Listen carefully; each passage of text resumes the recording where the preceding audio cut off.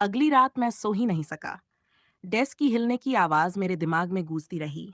सुबह स्कूल पहुंचा तो देखा वही डेस्क क्लास के बीचों बीच रखी थी, जैसे किसी ने जानबूझकर उसे वहां रखा हो। मैं डर रहा था, पर जिज्ञासा भी थी। धीरे धीरे पास गया और देखा, डेस्क पर खून से खुरचकर लिखा था, तुम वापस क्यों नहीं आए। अचानक क्लास का दरवाजा अपने आप बंद हो गया। हवा ठंडी हो गई। खिड़की पर धुंध छा गई और उस पर उंगली से लिखा गया, तहखाना फिर से खुला है।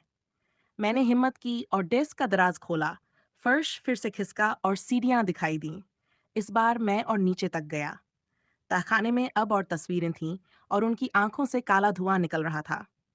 बीच में भूतिया बच्ची खड़ी थी, लेकिन इस बार वो रो रही थी। उसने कहा, तुम अकेले नहीं आए, वो तुम्हारे पीछे पीछे आया है। पीछे मुड़ा तो मेरे स्कूल का नया चौकीदार खड़ा था, पर उसका चेहरा सामान्य नहीं था। उसकी आंखें बिल्कुल काली थीं और उसके हाथ में जंग लगा हथौड़ा था। वो बोला, तुम्हें यहां नहीं होना चाहिए। बच्ची चिल्लाई, भागो। अचानक तहखाने की सारी लाइट बुझ गई। सिर्फ बच्चों की फुसफुसाहट सुनाई दे रही थी। मैंने किसी तरह भागकर ऊपर का फर्श बंद किया। अगले दिन पता चला, चौकीदार बिना किसी वजह के स्कूल से गायब हो गया और रात में स्कूल के बाहर से किसी को हथौड़े की ठक ठक की आवाज सुनाई दी।